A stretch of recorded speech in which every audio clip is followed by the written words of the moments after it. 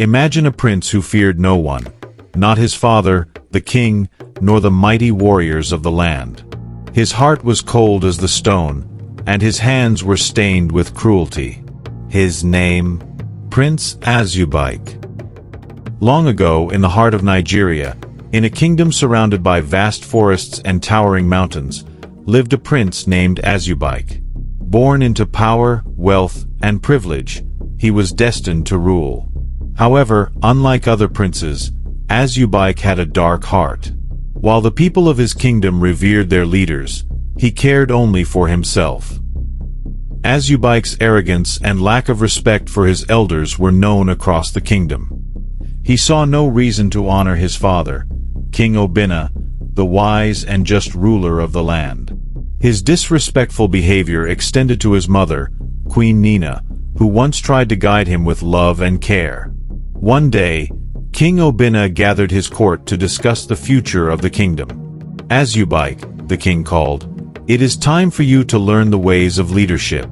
You cannot rule with fear and cruelty. You must respect the elders and the people."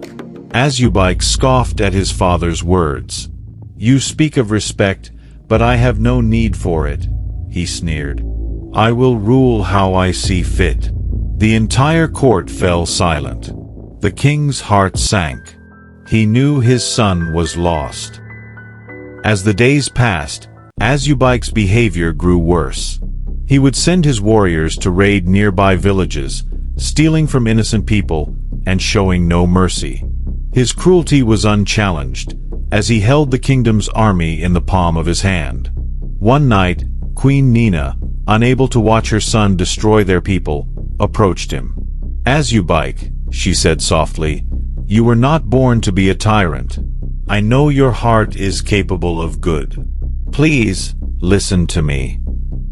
Azubuike turned to her with a fierce glare. "I am not weak like you, mother.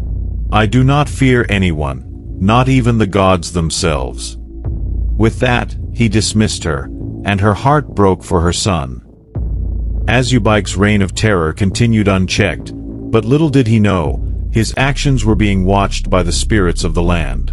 One fateful night, as he walked through the palace corridors, the air grew cold. The shadows around him seemed to move on their own. Suddenly, a loud voice echoed through the halls. "Azubuike, you have disrespected the gods. You have dishonored your father and your people. Now, you must face the consequences of your arrogance." Before Azubuike could react, the ground beneath him shook. He saw the figure of an ancient spirit rise from the earth, its eyes glowing with fire. "Your cruelty has reached its peak, and the land will not tolerate it any longer." The spirit's words struck Azubuike with a fear he had never known. He tried to defy it, but the earth trembled beneath his feet, and he could no longer stand firm. His arrogance had led him to this point, where even the gods themselves would no longer turn a blind eye. He returned to his father, humbled and broken. "Father, I have wronged you. I have wronged the kingdom," he confessed. King Obinna, though heartbroken by his son's actions, embraced him. "It is never too late to change, Azubuike. You must earn the trust of the people you have hurt." From that day on, Azubuike worked tirelessly to rebuild the kingdom's trust. He stopped his raids, started listening to his people, and learned the value of humility. The prince who had once feared no one, now humbled himself before those he had once scorned. He became the leader his kingdom had always hoped for, one who ruled with wisdom, not fear.